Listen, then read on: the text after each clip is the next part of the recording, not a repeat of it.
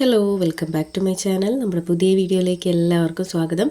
അപ്പോൾ ഇന്നത്തെ video stitching ആയിട്ടാണ് കേട്ടോ വന്നിട്ടുള്ളത്. അപ്പോൾ കഴിഞ്ഞ വീഡിയോയിൽ നമ്മളിതിൻ്റെ കട്ടിങ് കാണിച്ചിട്ടുണ്ടായിരുന്നു. അപ്പോൾ അതിൻ്റെ സ്റ്റിച്ചിങ്ങാണ് നമ്മൾ ഇന്നത്തെ വീഡിയോയിൽ കാണിക്കുന്നത്.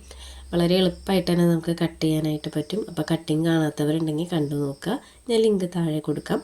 അപ്പോൾ ഇന്നത്തെ വീഡിയോ സ്റ്റിച്ചിങ് ആണ്.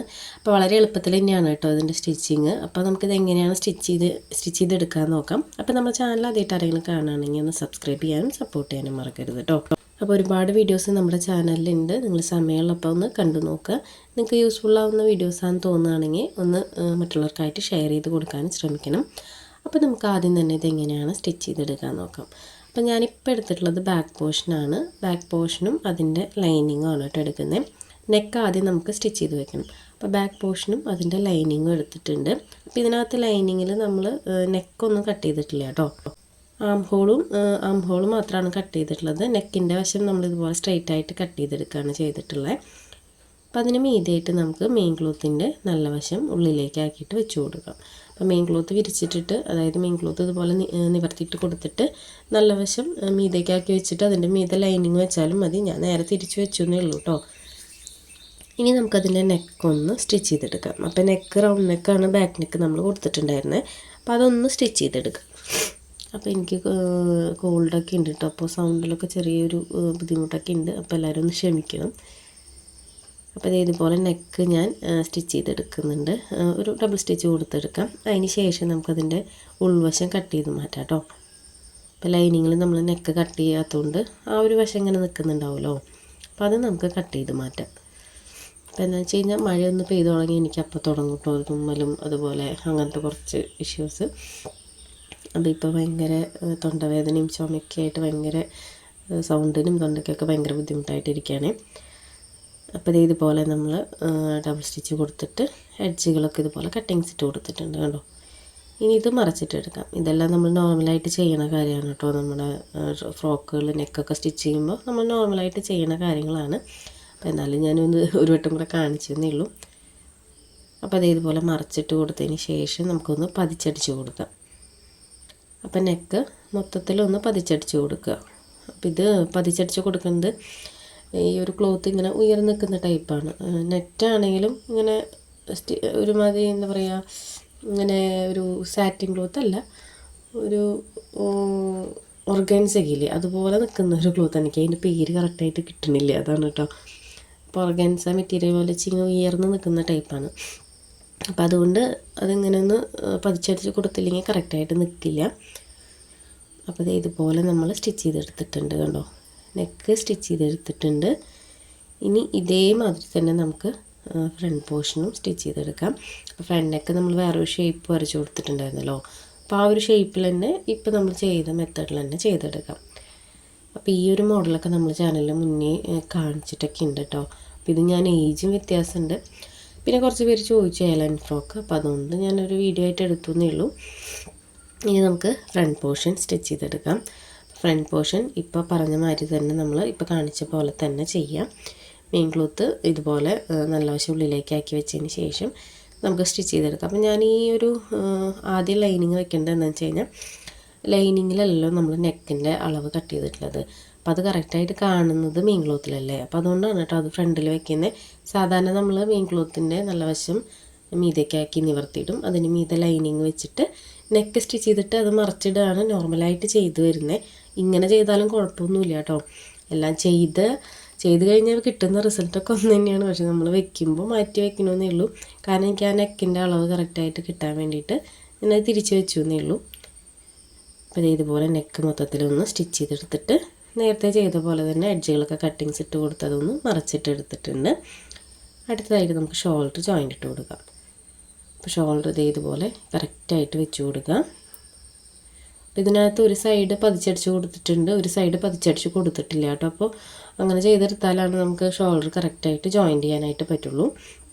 അപ്പോൾ രണ്ടിൻ്റെയും നല്ല വശങ്ങൾ ചേർത്ത് വെച്ചതിന് ശേഷം ഒരു സൈഡിലെ ലൈനിങ്, അതായത് നമ്മൾ പതിച്ചടിച്ച് കൊടുക്കാത്ത ഭാഗത്തെ ലൈനിങ് ഉണ്ടല്ലോ, ആ ലൈനിങ് ഇതുപോലെ ഒന്ന് മറച്ച് കൊടുക്കുക കണ്ടോ. ഇതുപോലെ കറക്റ്റാക്കി വെച്ചിട്ട് ആ ലൈനിങ് മറിച്ച് മറുവശത്തേക്ക് ആക്കി കൊടുക്കാം. അപ്പോൾ ഒരു സൈഡിൽ 2 ലൈനിങ്ങും ഒരു സൈഡിൽ 2 മെയിൻ ക്ലോത്തും ആയിട്ട് വരും. അങ്ങനെ വന്നാലാണ് നമ്മളിപ്പോൾ വെച്ചത് കറക്റ്റായിട്ടുള്ളൂ കേട്ടോ. അപ്പോൾ അതൊന്ന് ശ്രദ്ധിച്ചിട്ട് വേണം സ്റ്റിച്ച് ചെയ്യാനായിട്ട്. അപ്പോൾ അതൊരു ഡബിൾ സ്റ്റിച്ച് കൊടുത്തെടുത്തിട്ടുണ്ട് കേട്ടോ ഞാൻ. ഇതുപോലെ തന്നെ നമുക്ക് അടുത്ത ഷോൾഡറും ജോയിൻ്റ് ഇട്ടെടുക്കാം. അപ്പോൾ ഇത്രയേ ഉള്ളൂ ഷോൾഡറിൻ്റെ ജോയിൻറ്റിങ്. വളരെ സിമ്പിളായിട്ട് തന്നെ ഷോൾഡർ ജോയിൻറ്റ് ചെയ്യാനും നല്ല നീറ്റായിട്ട് തന്നെ കിട്ടും കേട്ടോ. നമുക്ക് നോർമലായിട്ട് 2 പീസ് ഒരുമിച്ച് വെച്ചിട്ട് സൈഡ് ജോയിൻറ്റ് ചെയ്യുന്നതിനെക്കാട്ടി നല്ലത് ഇതുപോലെ ചെയ്തെടുക്കുകയാണ് കേട്ടോ. അപ്പോൾ കണ്ടോ, നല്ല നീറ്റായിട്ടും നല്ല പെർഫെക്റ്റായിട്ടും നമുക്ക് ഉൾവശം അതുപോലെ സൈഡൊക്കെ നല്ല നീറ്റായിട്ട് തന്നെ കിട്ടും. കണ്ടോ, നെക്കിൻ്റെ ആ ഒരു വശം നല്ല ഭംഗിയായിട്ടില്ലേ. ഒരു നൂലോ അല്ലെങ്കിൽ സ്റ്റിച്ചിൻ്റെ ഒരു സംഭവങ്ങളും പുറത്തേക്ക് കാണില്ല. അപ്പോൾ ഇതുപോലെയാണ് നമ്മൾ സ്റ്റിച്ച് ചെയ്തെടുത്തിട്ടുള്ളത്. അടുത്ത ഒരു ഷോൾഡറും കൂടെ ഉണ്ടല്ലോ, അതും കൂടെ നമുക്ക് ഇതുപോലെ തന്നെ ചെയ്തെടുക്കാം കേട്ടോ. അപ്പോൾ 2 ഷോൾഡറും ഞാൻ ഇതുപോലെ ചെയ്തെടുത്തിട്ടുണ്ട്. ഇനി അടുത്തതായിട്ട് നമുക്ക് സ്ലീവാണ് കേട്ടോ വെച്ച് കൊടുക്കാനുള്ളത്. അപ്പോൾ ഈ ഒരു ആം ഹോളിൻ്റെ സൈഡിലൊക്കെ എഡ്ജുകൾ നിൽക്കുന്നുണ്ടായിരുന്നു കേട്ടോ. അപ്പോൾ അതെല്ലാം ഞാൻ കട്ട് ചെയ്ത് മാറ്റിയിട്ടുണ്ട്. അപ്പോൾ സ്ലീവ് എടുക്കാം. അപ്പോൾ സ്ലീവിൻ്റെ അടിവശം ഒന്ന് മടക്കി സ്റ്റിച്ച് ചെയ്യണം നമുക്ക് ആദ്യം ചെയ്യേണ്ടത്. അപ്പോൾ സ്ലീവ് നോർമലായിട്ട് ചെറിയൊരു പ്ലീറ്റ് ഇട്ട് കൊടുത്തിട്ടുള്ള സ്ലീവാണ് കേട്ടോ. ഞാനിത് ഒരുപാട് ഒരുപാട് വർക്കൊന്നും ചെയ്തിട്ടില്ല. ഇതുമേ സിമ്പിളായിട്ടുള്ളൊരു ഫ്രോക്കാണല്ലോ. അപ്പോൾ ചെറിയൊരു പ്ലീറ്റ് ഇട്ടിട്ടുള്ളൊരു സ്ലീവാണ് കേട്ടോ അത്. അപ്പോൾ ഇതുപോലെ അടിവശം ഒന്ന് മടക്കി സ്റ്റിച്ച് ചെയ്ത് കൊടുക്കുന്നുണ്ട്. മൊത്തത്തിലൊന്ന് സ്റ്റിച്ച് ചെയ്തെടുക്കാം കേട്ടോ. 2 സ്ലീവും നമ്മൾ സ്റ്റിച്ച് ചെയ്തെടുക്കുന്നുണ്ട്. അപ്പോൾ ഞാൻ ഇതിൻ്റെ കട്ടിങ് കാണിച്ചിട്ട് ഇപ്പോൾ ഒരു 2 ദിവസമായിട്ടുണ്ട്. അപ്പോൾ ഇനി സ്റ്റിച്ചിങ് കൂടെ എത്ര അധികം ലാഗാവണ്ടെന്ന് വെച്ചിട്ടാണ് ഞാനിത് വോയിസ് കൊടുത്തിട്ടുണ്ട് കേട്ടോ. എനിക്ക് വോയിസ് കൊടുക്കാൻ കുറച്ച് ബുദ്ധിമുട്ടൊക്കെ ഉണ്ട്. കോൾഡിൻ്റെ മാത്രമല്ല, മൊത്തത്തിലൊരു സുഖക്കുറവാണ്. അപ്പോൾ ഞാൻ ഒരു ഹെൽത്ത് ഒക്കെ ഇല്ലാത്ത പോലെ തോന്നുന്നു. അങ്ങനെ ഒരു വോയിസ് കൊടുക്കാനും വീഡിയോ എടുക്കാനും ഒരു ഇൻട്രസ്റ്റ് ഇല്ല. അപ്പോൾ എന്നാലും ഞാനിത് കട്ടിങ് കാണിച്ചിട്ട് ഇത്ര ലാഗാക്കണ്ടെന്ന് വിചാരിച്ചിട്ട് സ്റ്റിച്ചിങ് ഇട്ടതാണ് കേട്ടോ. അപ്പോൾ 2 സ്ലീവ് നമുക്കിതുപോലെ ഫോൾഡ് ചെയ്ത് സ്റ്റിച്ച് ചെയ്ത് കൊടുക്കാം. അപ്പോൾ ഓൾറെഡി ഞാനൊരു അലർജിയുടെ ആളാണ്. കാരണം ഡസ്റ്റ് അങ്ങനത്തെ സംഭവങ്ങളൊന്നും എനിക്ക് പറ്റില്ല. പിന്നെ തണുപ്പൊക്കെ അടിച്ച് കഴിഞ്ഞാൽ ഭയങ്കര ബുദ്ധിമുട്ടാണ്. അപ്പോൾ മഴയൊന്ന് വരുമ്പോഴേക്കും എനിക്കിവിടെ അതിൻ്റെ റിസൾട്ട് വരും. തുമ്മൽ അതുപോലെ അങ്ങനെ കുറേ സംഭവങ്ങൾ. ഞാനിപ്പോൾ എനിക്ക് ഇംഗ്ലീഷ് മരുന്ന്, മലയാളം മരുന്ന് അങ്ങനത്തെ സംഭവങ്ങളൊന്നും ഞാൻ കുറേ നോക്കിയായിരുന്നു. പക്ഷേ എനിക്ക് അലർജിക്ക് അതൊന്നും പറ്റുന്നുണ്ടായിരുന്നില്ല. എന്നിട്ട് ഞാനിപ്പോൾ ഹോമിയൊക്കെ കാണിക്കുകയാണ് കേട്ടോ. അപ്പോൾ ഹോമിയൊക്കെ കാണിക്കുമ്പോൾ എനിക്ക് കുറേ മാറ്റം വരുന്ന പോലെ തോന്നുന്നുണ്ട്. ഇപ്പോൾ കുറച്ച് നാളായിട്ടുണ്ട് ഞാൻ മരുന്നൊക്കെ നിർത്തിയിട്ട്. അപ്പോൾ അതിൻ്റെ ഒരു ബുദ്ധിമുട്ടുണ്ട്. അപ്പോൾ ഇനി വീണ്ടും ഒന്നിന്ന് തുടങ്ങണം ഒരു മരുന്നിൻ്റെ കാര്യങ്ങളൊക്കെ.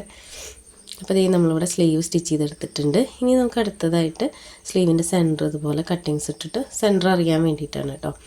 ഇനി അടുത്തതായിട്ട് ഈ ഒരു ഷോൾഡറിൻ്റെ പോയിൻറ്റിൽ വെച്ചിട്ട് നമുക്ക് സ്റ്റിച്ച് ചെയ്തെടുക്കണം. അപ്പോൾ ആദ്യം ഈ ഒരു എഡ്ജിൽ നിന്ന് സ്റ്റിച്ചിങ് സ്റ്റാർട്ട് ചെയ്യാം.